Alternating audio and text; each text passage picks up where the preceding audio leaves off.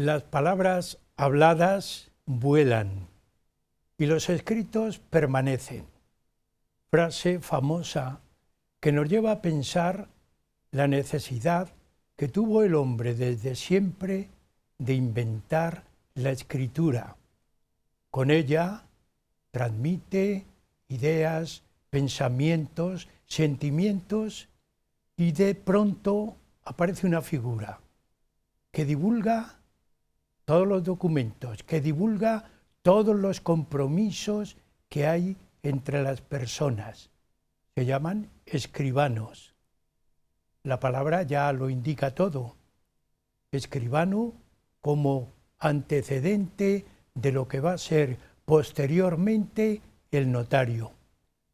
Recordamos que desde la antigüedad la función de escribano es importante. Recuerdan, y todos podemos recordar también, la figura del escriba sentado en Egipto, un gran personaje, conocedor de la escritura, también del cálculo y, cómo no, un evaluador de impuestos. Pues, amigos, esta es la idea que nosotros vamos a transmitir hoy. La función, el oficio de escribano, considerado en la, diríamos, en la sociedad de muchos siglos como no solamente como un gran personaje, sino como un oficio muy codiciado y muy deseado. Escribano y notario están en la misma línea sucesoria histórica. Huella de nuestro tiempo ha recogido toda esta inquietud, todo este engranaje, diríamos, del comportamiento humano a través de un libro que les vamos a presentar a lo largo de todo el programa, cuando también presentemos al autor y a la persona que hoy va a estar con nosotros en el estudio. Así que, amigos, los escribanos de Toledo.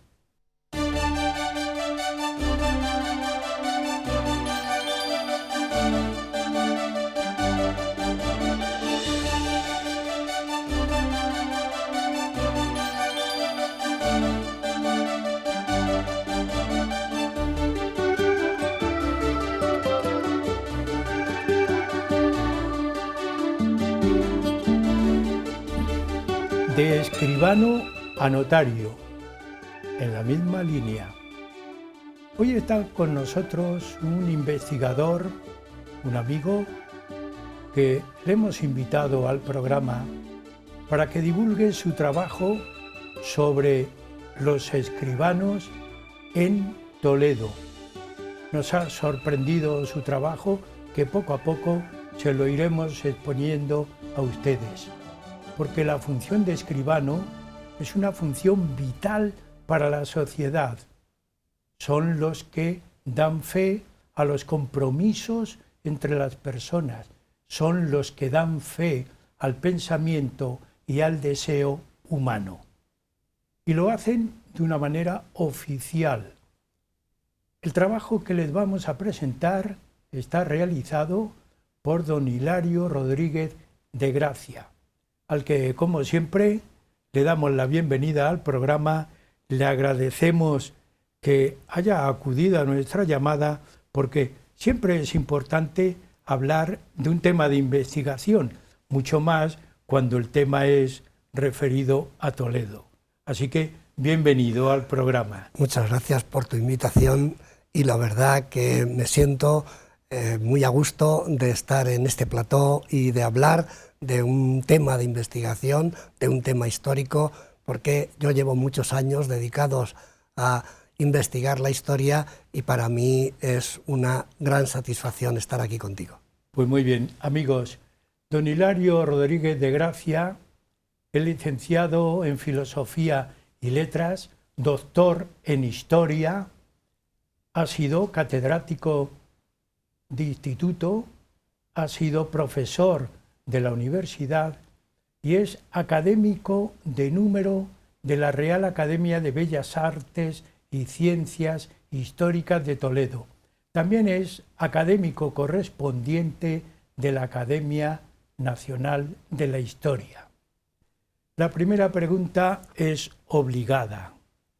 Vamos a presentar un trabajo de investigación como se suele hacer en este programa, trabajo de investigación de muchas horas, de mucho tiempo, pero yo quiero que desde el principio aclaremos dos conceptos, que es como decir el mismo personaje con dos funciones. El mismo personaje, escribano y notario, aparentemente pues son dos personas de la historia, son dos funciones de la historia, pero cuando yo he leído tu trabajo es la misma, nada más que va adquiriendo distintas fases a lo largo de la historia. Pues de notario a escribano, ¿cómo podemos aclarar esto? Bueno, se aclara fácilmente. Digo que se aclara fácilmente porque los escribanos públicos van a ser el antecedente de los notarios. A partir del siglo XIX, las leyes liberales, sobre todo de los años 39, 48 y posteriormente la ley del notariado de mayo de 1862, van a cambiar la figura del escribano público por la figura del notario. El escribano público es un personaje que existe desde muy antiguo. Antes hemos colocado una figura de fondo, que era la del escriba egipcio. Bueno, pues yo voy a dejar un poco aparcada esa figura del escriba, después volveré sobre ella y voy a hacer la correlación existente entre el escribano público y el actual notario. He dicho que las leyes liberales del año 1838, 1848 y 1962 van a convertir el escribano público de siglos atrás en notario. Para esa conversión es necesaria toda una serie de reglamentación que los gobiernos liberales de Isabel II, primero los progresistas, posteriormente los moderados, van a ir introduciendo. El escribano, en su origen, es una persona que no tiene conocimiento de leyes. Las leyes liberales posteriores, toda la reglamentación del reinado de Isabel II, lo que hace es que obliga a que el notario, el que va a ser el sucesor del escribano, tenga conocimientos jurídicos. Para ello, por un lado, en 1844, el reglamento les hace que tengan que estudiar 2 años de leyes y también algo fundamental, que tengan conocimientos de paleografía. Sí. Parece un poco extraño, ¿no? Eso no, de que, pero luego veremos. Claro, que tengan conocimientos de paleografía. Claro, el notario muchas veces tiene que coger documentos antiguos y hacer una compulsa de ese documento antiguo. Si no sabe paleografía, no puede realizar ese trabajo. He ahí el por qué se le exige que tenga conocimientos de paleografía. Sin embargo, con la ley de 1848, esos conocimientos de paleografía se olvidan y se le exigen que tenga ahora 3 años de estudios en una universidad y los conocimientos abarquen también la filosofía, el derecho y algo fundamental. Fíjate qué cosa también más extraña, la aritmética. Yo, por más que he indagado, no concibo el por qué en ese momento lo que iba a ser el notario posterior tendría que tener conocimientos de aritmética, a no ser que fuese para sumar los servicios que había prestado. Bueno, la ley más importante es la del 28 de mayo de 1862, que va a diferenciar 4 tipos de fe pública. Y 4 tipos de fe pública que todavía en la actualidad están vigentes. Son la administrativa, a través de lo que van a ser los secretarios del ayuntamiento, la registral, a través de los registradores de la propiedad, la judicial, a través de los secretarios de juzgado y la notarial.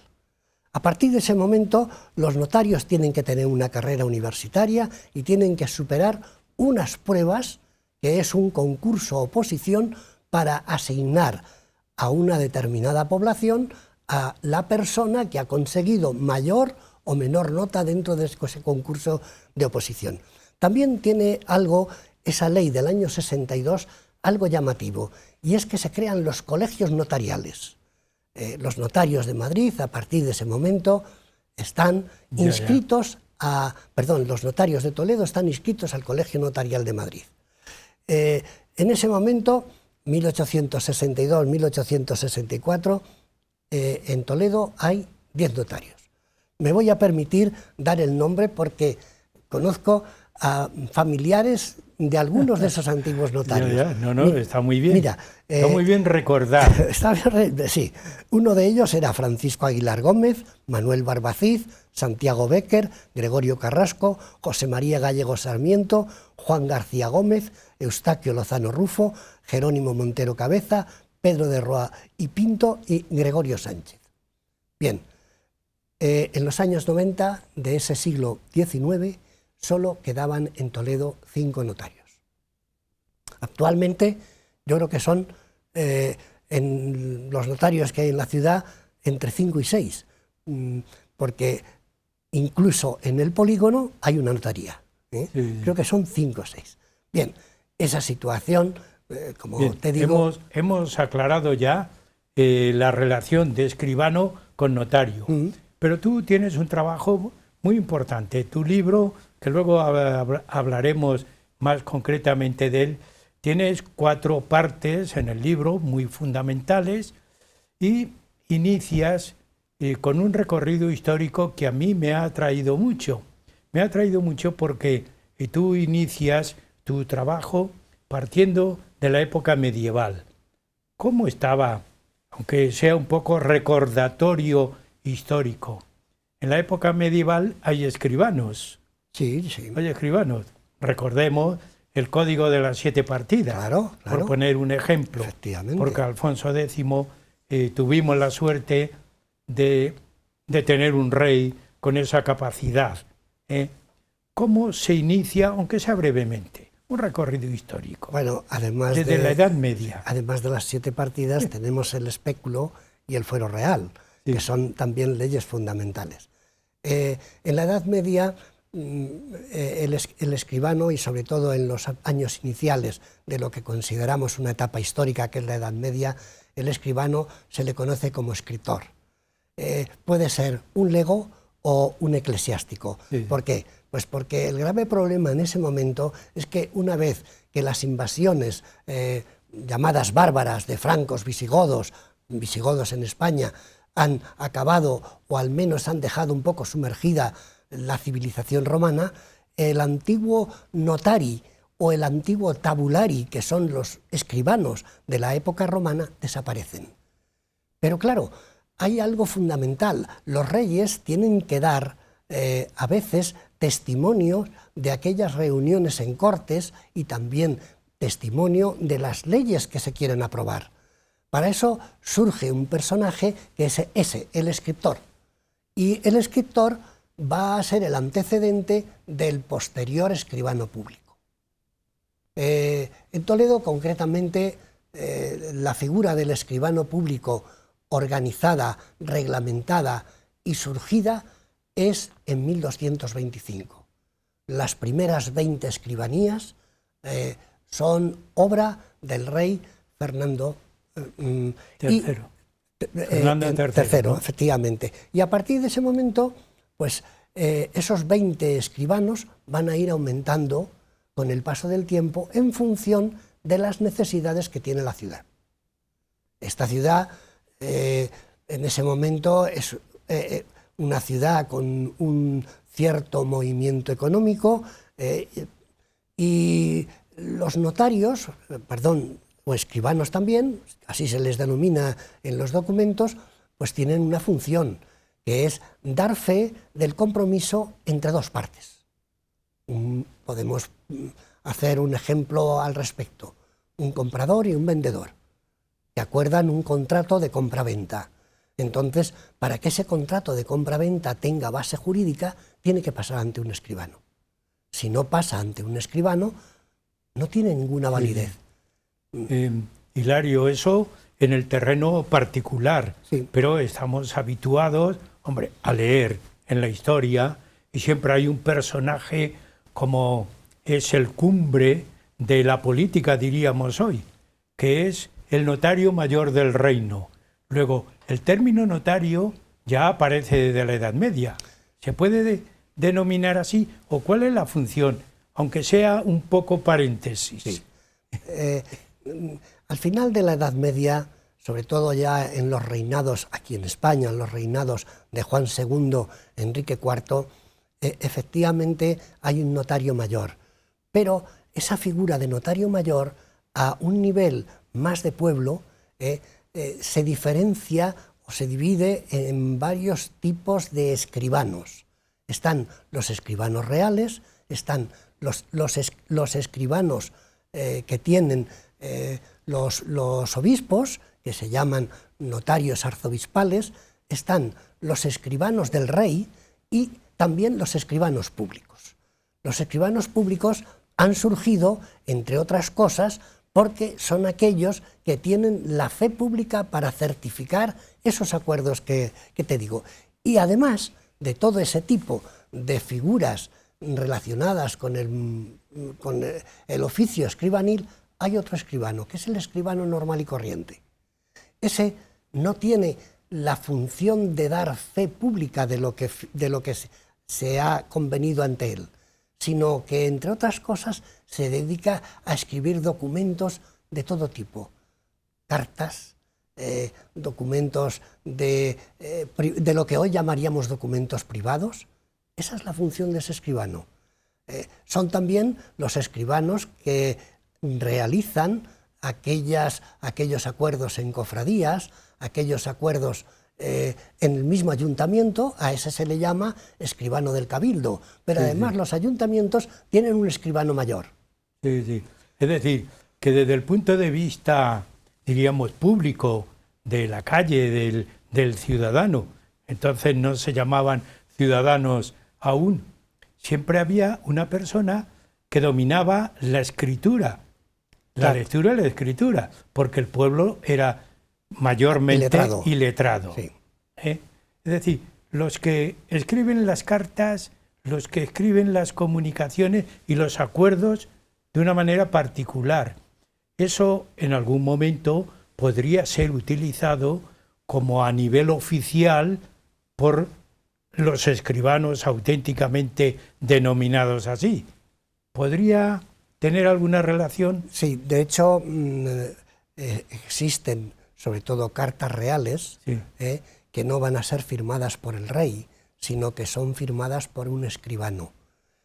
Para dar mayor consistencia al contenido de esas cartas reales, son los documentos rodados, aparece el sello real y una serie de testigos a los lados del sello real que certifican que efectivamente esa ley, por así decirlo, tiene su conformidad y es una ley legalizada con las firmas de esas personas que están y la firma del escribano. Sí, sí. A ese escribano es al que se le conoce como escribano real. Es interesante, y aunque sea dar pasos grandes en la historia, pero a mí me ha llamado mucho la atención porque hay una cuestión, yo al leer, hay una cuestión importante en tu publicación, que luego diremos dónde se puede ver el libro, en tu publicación. Y dando un salto histórico, hay un periodo importante que tú trabajas y estudias, siglo XVI y siglo XVII.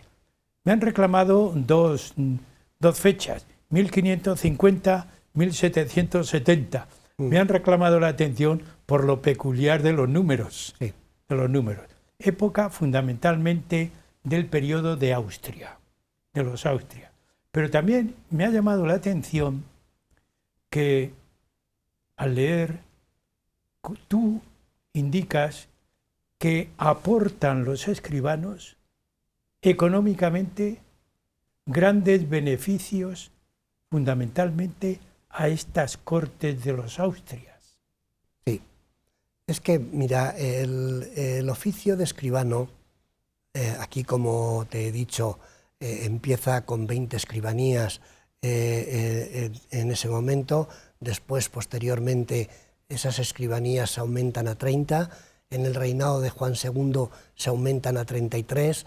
En el reinado de Enrique IV, y sobre todo la situación tumultuosa que vive esta ciudad en ese momento, el rey decide eliminar varias escribanías porque cree que algunos de los escribanos han tomado partido con su hermano Alfonso, y entonces se eliminan esas escribanías. Pero en concreto, esta ciudad tiene desde el siglo XV hasta el siglo XVII, finales del XVII, luego ya en el XVIII hay una variación importante, pero hasta el finales del siglo XVII, 33 escribanías. Fíjate lo que supone para una ciudad como esta 33 escribanos. Cabe preguntarse, ¿tenían todos trabajo suficiente para poder sobrevivir con esas 33 escribanías existentes en la ciudad? Tengo que decir que sí. Toledo, sobre todo desde principio del siglo XVI, es una ciudad, primero, industriosa, artesanal y también mercantil. En esta ciudad vienen una serie de genoveses, de mercaderes italianos, que son importantes en cuanto a la actividad económica que levantan. Pero también existen toledanos que se dedican a formar compañías mercantiles para comerciar con aquello que la ciudad produce. Bien seda, bien lanas, bien otra serie de artículos. Entonces, el escribano lo que hace es que certifica esas transacciones, pero además también se dedica a otras cuestiones que no tienen tanta relación con el mundo económico. Me refiero a lo siguiente. Ante los escribanos, ahora pasa ante los notarios, las personas vamos a hacer un testamento. En aquel momento, esos principios del siglo XVI, acudía la gente a mansalva a hacer testamentos ante los escribanos. Hay otro tipo de documento dentro. Qué curioso, ¿eh? Sí, muy curioso. Sí. Hay otro tipo de documento, como te estaba diciendo, que está recogido y conservado en lo que se llama protocolo. Protocolo, me voy a permitir extenderme un poquillo al respecto para que nuestros televidentes conozcan un poco cuál es el contenido de ese nombre. El protocolo no es ni más ni menos que una agrupación de cuadernillos de escrituras que hace un escribano. Hoy los notarios hacen lo mismo. Hoy los notarios tienen sus libros de protocolos que mantienen en la notaría aproximadamente unos 25 años, que después pasan a un archivo notarial, y cuando pasan 100 años, esos protocolos se depositan en los archivos de protocolos que existen en cada una de las provincias de esta comunidad. Bien, también hay obligaciones. Hay escrituras de censos, escrituras de préstamos, hay escrituras de dote y hay, como cosa más curiosa, escrituras de mujeres que entran en los conventos. Esas escrituras de conventos son extensísimas, pero también, una vez que una persona fallece, tiene herederos, esos herederos no tienen 25 años o ha muerto sin testar, intestato, es necesario que con los bienes, con el patrimonio que tiene, se haga un inventario. Eso se le conoce como inventario post-mortem. Los inventarios post-mortem contienen todos aquellos bienes patrimoniales que tiene una persona. ¿Y quién lo hace? Un escribano. A veces no es el escribano titular, sino la gente que trabaja en su escribanía. Mira, aunque sea iniciar, hay algo que tiene relación. Estás hablando de escribanos, toledanos, y además la época que hemos citado, siglo XVI, XVII, como que hay un auge, ¿verdad? Pero hay un conflicto, que yo he comprobado que hay un conflicto entre los escribanos y el escribano mayor del Ayuntamiento de Toledo. Sí. ¿Qué ocurre ahí? Es muy curioso porque el cargo, el oficio, que es como se denomina en esos momentos, el oficio de escribano de mayor del ayuntamiento, resulta que es una concesión, es un privilegio real. Esos privilegios reales tienen detrás de sí algo que llamaríamos un rasgo oculto. ¿Por qué? Pues porque existe dentro de la asignación de lo que va a ser ese oficio una venalidad. Se llama venalidad al sistema que emplea la monarquía para vender un cargo. Y eso era muy frecuente. Los cargos se venden porque es necesario el dinero, y es necesario el dinero para la monarquía. Entonces, el escribano mayor del ayuntamiento, durante mucho tiempo, sobre todo hasta 1662, aquí es un cargo que ha comprado un personaje y que heredan sus sucesores. El personaje no se ocupa del cargo, se ocupa un lugarteniente. ¿Y qué ocurre?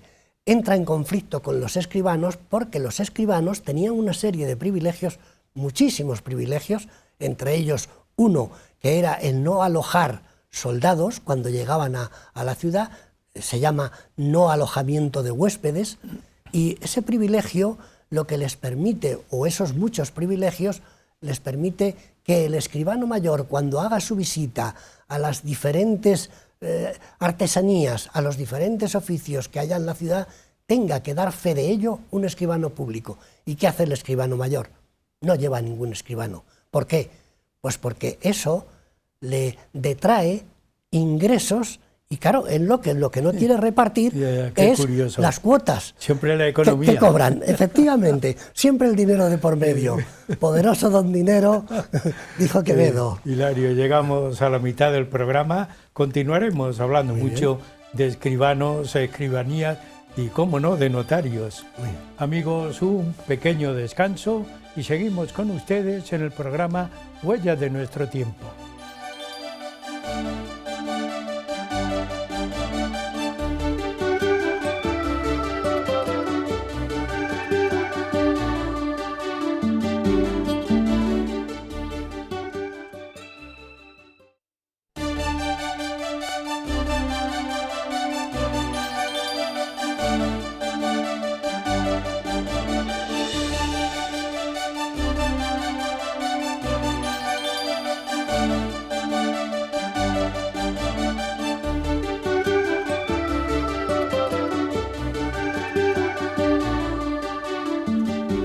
De escribano a notario. Si nos damos cuenta, ha sido muy importante y es muy importante en la historia saber leer y escribir, pero sobre todo escribir para mantener en el tiempo las ideas, los sentimientos, los compromisos de las personas. Hoy, en Huellas de nuestro tiempo, estamos hablando de los escribanos de Toledo. Continúa con nosotros el profesor, el catedrático don Hilario Rodríguez de Gracia. Nos ha hablado en la primera parte de cómo la función se fue desarrollando, avanzando y mejorando en el tiempo. Mejorando porque se fue implicando cada vez más en la sociedad, fundamentalmente en la toledana. Pues vamos a continuar con ese tema. ¿Dónde estaban situadas en la ciudad de Toledo esas escribanías? Porque antes habías dicho, estaban en litigio continuamente con el escribano mayor del Ayuntamiento de Toledo. Sí, hubo otros litigios además de ese. La verdad es que la sociedad de la época moderna es una sociedad litigiosa. No es extraño que para cualquier quítame esas pajas la gente llegase ante un juez, unas veces el alcalde ordinario, otras veces el alcalde mayor de la ciudad, incluso se llevaban los recursos a la Chancillería de Valladolid. O sea, la gente lo que quería era que le dieran la razón y se implicaba en un pleito por lo que fuera. Me voy a concretar en dónde estaban las escribanías. En la época en que es arzobispo Juan Martínez Siliceo, la plaza del ayuntamiento actual era una pequeña plaza donde se levantaba, una pequeña, tan pequeña que apenas era significativa, donde se levantaban una serie de casas que eran propiedad de la catedral, de la obra y fábrica, en donde estaba el granero, también de la catedral. El ayuntamiento estaba en la parte posterior de esas casas. El palacio arzobispal, si nos situamos, estaba en la misma localización que tiene ahora, pero donde está la puerta del palacio arzobispal se abría una calle que comunicaba la placita a la que me estoy refiriendo con la calle Trinidad, donde nos encontramos ahora. Sí. Pues bien, Felipe II, siendo todavía príncipe, intentó transmitir al cardenal Siliceo la posibilidad de ampliar considerablemente esa plaza. Claro, en esa plaza tenían los escribanos una casa que se llamaba la Casa de la Escribanía. Para hacer esa posible reestructuración de la plaza era necesario que el Cabildo Catedralicio, la obra y fábrica del Cabildo Catedralicio, cediese las casas, previo pago, naturalmente, y los escribanos también. Los escribanos lo primero que hacen es que se niegan. Dicen que no, que su casa no se toca. El Cabildo Catedralicio, condicionado un poco por ese carácter dominante que tuvo Siliceo, en principio se mantuvo también muy renuente, pero al final cedió. A cambio, bien es cierto, Siliceo tuvo que ceder bastantes propiedades para el Cabildo Catedralicio y eso dio lugar a que la plaza se ensanchase gracias a que las casas se derribaron, entre ellas la de los escribanos. A partir de ese momento se les ofrece las lonjas que existen actualmente en el ayuntamiento. Por ejemplo, una de esas lonjas, para que nuestros televidentes se sitúen, es donde ahora está la oficina de turismo. Sí. Ahí estaban las escribanías. Muchos escribanos decidieron cambiar de ubicación. ¿Y por qué? Pues porque en esa plaza se celebraban, sobre todo por las tardes, algunos acuerdos y tratos. Yo recuerdo, cuando era pequeño, de ver cómo los tratantes los martes se juntaban en la plaza de Zocodover. Bueno, pues esta idea tan actual, que no es tan actual, pero tan actual de ahora, hay que trasladarla a lo que ocurría en esa plaza del ayuntamiento aproximadamente en 1580. Tratantes. Tratantes. Sobre todo los mercaderes genoveses se reunían ahí. Los mercaderes genoveses en esta ciudad se dedicaron prioritariamente a dos actividades mercantiles: la compra de la lana en todos los pueblos de alrededor que embarcaban para Génova, por un lado, y la venta de juros. Los juros eran como las letras del tesoro ahora, para que nos entiendan. Entonces, esto es una clase de mercantil. Una clase mercantil. Bien, pues la cuestión, una vez que la plaza pierde esa función, los escribanos deciden, muchos de ellos, quedarse alojados en esas lonjas, pero otros se van. ¿Y dónde se trasladan? Se trasladan a casas o a pisos, que llamaríamos en la actualidad, cercanos a Zocodover. Esa situación está determinada porque ha cambiado también la ubicación del centro comercial. Ya no es la plaza del ayuntamiento que nosotros ahora llamamos, sino la plaza de Zocodover, donde se celebran los tratos. Pero además es que en la plaza de Zocodover hay, durante todo el siglo XVI y XVII, diariamente se colocan por parte de unas mujeres, que no apenas sí se conoce de ellas, unas mujeres colocan lo que se llaman los cajones para la venta. El ayuntamiento, aproximadamente en 1570, tiene que establecer una planificación de cómo se van a colocar los cajones. Claro, ese era un lugar idóneo para que cualquier persona que tuviese que hacer un contrato, que tuviese que hacer una obligación, que tuviese que hacer un testamento, en un momento determinado dijera, ¿entiende? bueno, pues aquí tengo un notario, voy a ir a verlo. Aquí tengo el escribano que me hace, el documento y da fe y da testimonio de la palabra. Sí. Que es muy interesante. Bien es cierto que antes de establecerse en la plaza del ayuntamiento, Blas Ortiz, el vicario Blas Ortiz, indica que los escribanos estaban en la lonja catedralicia y se les expulsó. Voy a dar otro detalle más. La puerta principal catedralicia está dividida en 3 puertas. Sí. Una de ellas se le conoce como la del juicio final o la de los escribanos. Sí. ¿Por qué? Avanzaremos al respecto dando explicaciones, pero voy a dar un detalle. La puerta de los escribanos se llama así porque por ahí entraban los escribanos a hacer su juramento. Bueno, luego hablaremos de juramentos. Y muy relacionado con los escribanos en Toledo estaba el llamado, que no era muy grande, pero tenía un nombre grande, el Hospital de San Antón. ¿Qué relación y qué influencia había de estos escribanos con ese hospital? Primero, ¿dónde estaba ubicado? ¿Dónde estaba situado? Estaba situado en la parroquia de San Miguel, muy cerca de la iglesia. Los escribanos reciben ese hospital del rey Enrique IV. El local, el edificio, estaba abandonado y el rey se lo cede con 2 obligaciones. Primero, que se mantenga en un estado excepcional el local, y también que ellos practiquen una hospitalidad.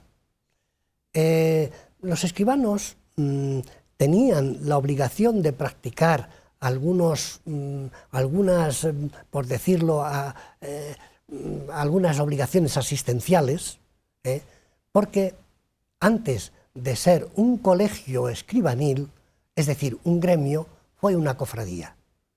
Esa cofradía de los escribanos pudo nacer aproximadamente hacia el siglo XIII. La cofradía se dedicaba, entre otras cosas, a asistir en el momento de la muerte a los asociados, acudía al entierro y decían misas. Lo que va a ser el cambio de cofradía a gremio se pudo dar en el siglo XIV. El Hospital de San Antón procede de la antigua cofradía, que va a ser la obligada a mantener un centro asistencial, pero curiosamente, a partir del siglo XV no hay ninguna asistencia en ese hospital. ¿Qué va ocurriendo con el paso del tiempo? Pues bueno, los franciscanos menores, que están situados con su convento en Regachuelo, uno de los parajes lindantes al Arroyo de la Rosa, venían a la ciudad a curarse y se curan en el Hospital de Santa Cruz.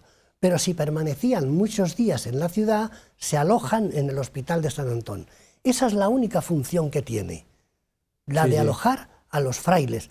Incluso yo he podido comprobar que también alojan a vagabundos y peregrinos durante muy poco tiempo, 1 o 2 noches. Con el paso del tiempo, los franciscanos intentan entrar en la ciudad. Todas las órdenes religiosas lo que quieren estar es intramuros, no extramuros, sencillamente porque las limosnas y las donaciones son más cuantiosas cuando se está dentro de la ciudad que no cuando se está fuera. Entonces, ¿qué ocurre? Los franciscanos convienen con el colegio de escribanos cambiar el local. Pero hay un inconveniente. El rey Enrique IV les había obligado a los escribanos a firmar un documento en donde el hospital no podía dejar de ser un centro asistencial. ¿Y qué se busca? Se busca una artimaña. Lo que se llama el Colegio de los Doctrinos, que estaba en la parroquia de San Cipriano, estaba en una casa que era del ayuntamiento. Los doctrinos, que eran niños huérfanos a los que se les enseñaba y estaban bajo la protección concejil, necesitan un sitio porque la casa del ayuntamiento se está quedando pequeña. Entonces, el ayuntamiento y los escribanos convienen el cambiar la casa de San Cebrián por la casa de San Miguel.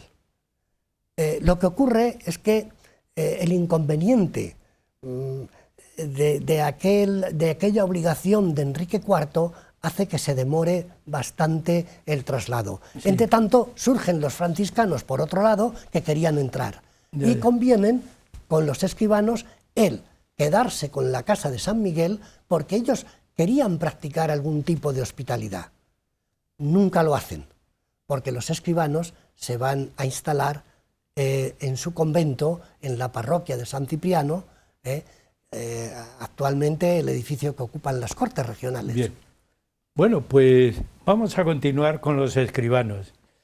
Hay un momento como que se le da un carácter no solamente oficial, sino también muy peculiar y particular organizativo, porque toda corporación, toda asociación necesita un cauce legal, pero también unos estatutos, en donde hay una organización, un compromiso. ¿Qué ocurre con los escribanos en este sentido? Estatutos sí hay. Lo que ocurre es que no nos han llegado. Nos ha llegado solo un documento muy simple. Es un folio anverso y reverso, donde queda constancia de algunos capítulos de los estatutos. Pero estatutos hubo.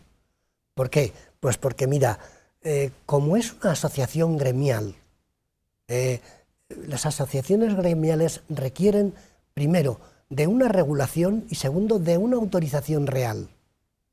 Para ello es necesario que haya unos estatutos.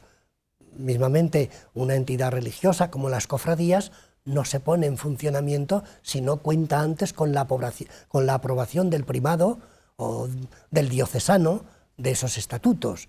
A los escribanos les pasa igual. Sin embargo, con el paso del tiempo, esos estatutos se han perdido. Debían de ser unos estatutos medievales. Sí. No contamos nada más que con esa referencia. En esos estatutos se indica que tiene que haber un mayordomo, que tiene que haber un depositario y las obligaciones que contraen los cofrades, que después van a ser miembros del gremio con la institución. La fiesta, curiosamente, se celebra el día de San Antón, 17 de enero. Sin embargo, ese santo protector que tienen no es el mismo en el transcurso del tiempo. En los años medievales el santo protector se llamó San Urbán. Después lo cambiaron. En el siglo XVII se cambió también a una doble protección. Por un lado se mantuvo San Antón, pero también se añadió la Inmaculada Concepción. Ellos fueron saltando de un sitio a otro. Bueno, pero vemos que tiene una organización, sí. Tiene un orden en su composición. Pero hay algo que a mí también me ha sorprendido. Yo leyendo tu libro, que tengo, gracias a Dios, he sacado en papel, que no me importa mirarlo, y tengo el sumario sí. del libro. Al final, partiendo del epílogo, hay bibliografía, apéndice documental y apéndice gráfico.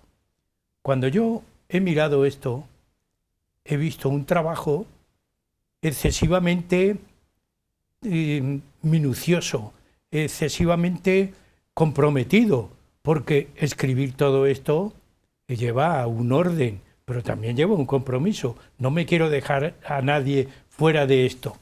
Tú has hecho aquí un trabajo muy minucioso. ¿Cómo has realizado tú esta obra? Bueno, yo me dedico desde hace 40 años a la investigación histórica.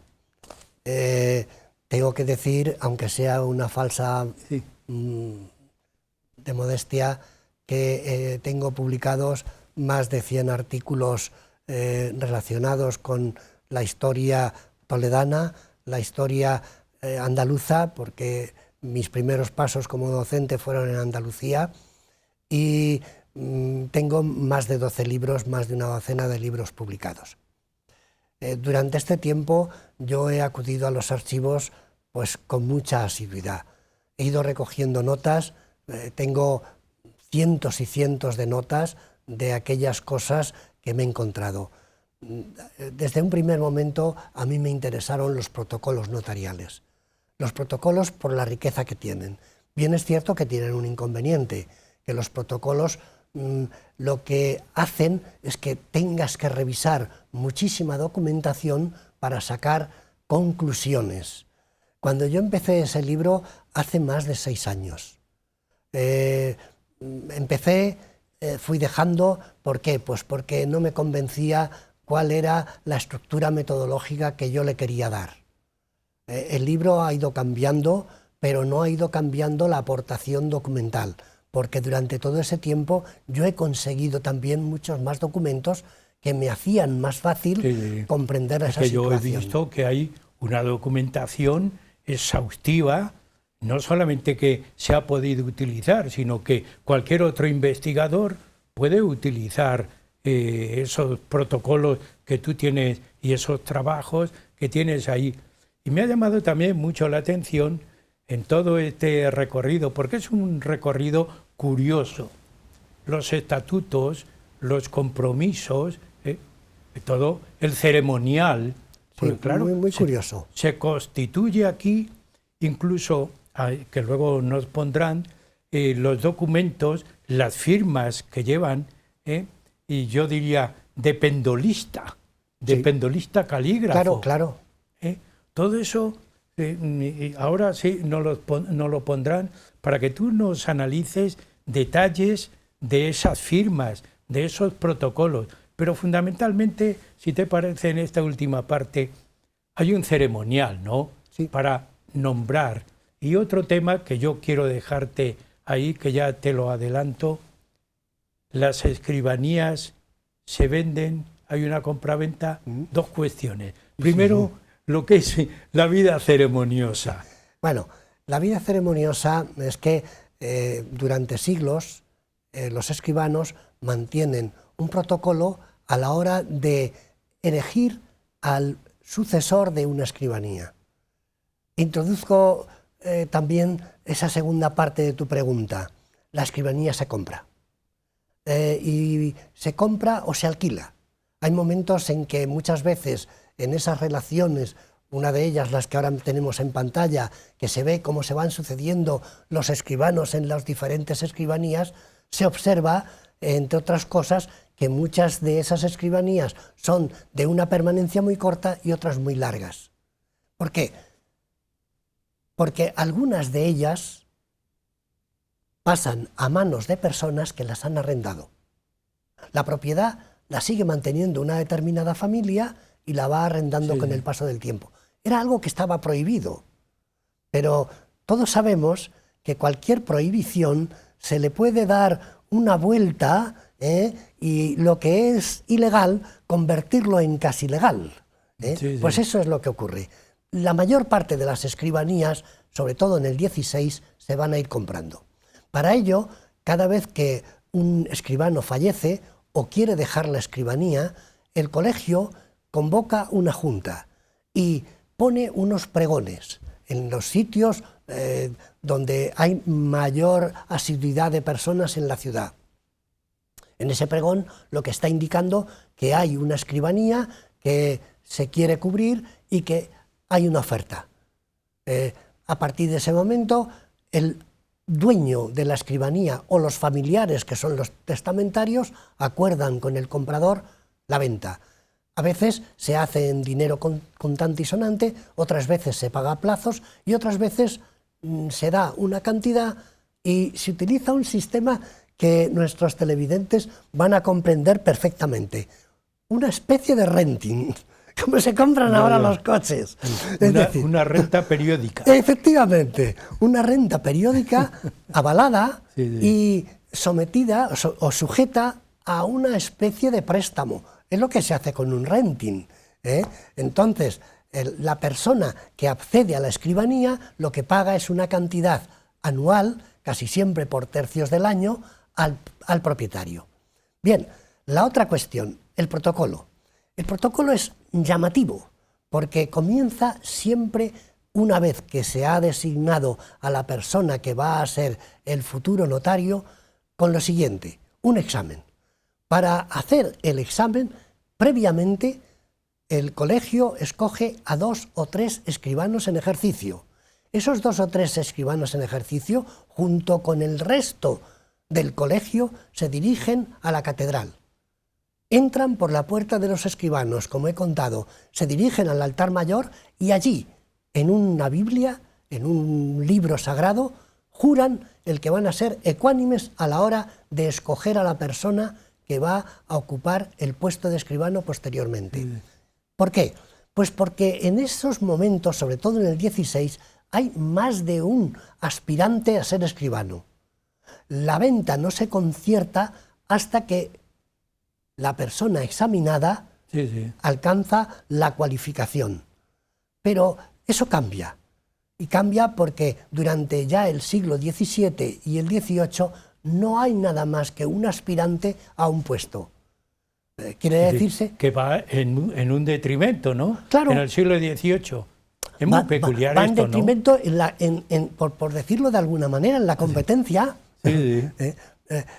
Bien, una vez que se ha hecho esa primera fase del protocolo, los escribanos vuelven al ayuntamiento, porque dentro del ayuntamiento tenían una sala específica para hacer sus cabildos, y allí hacen el examen al pretendiente, al aspirante. Enseguida se sabe cuál es el resultado del examen.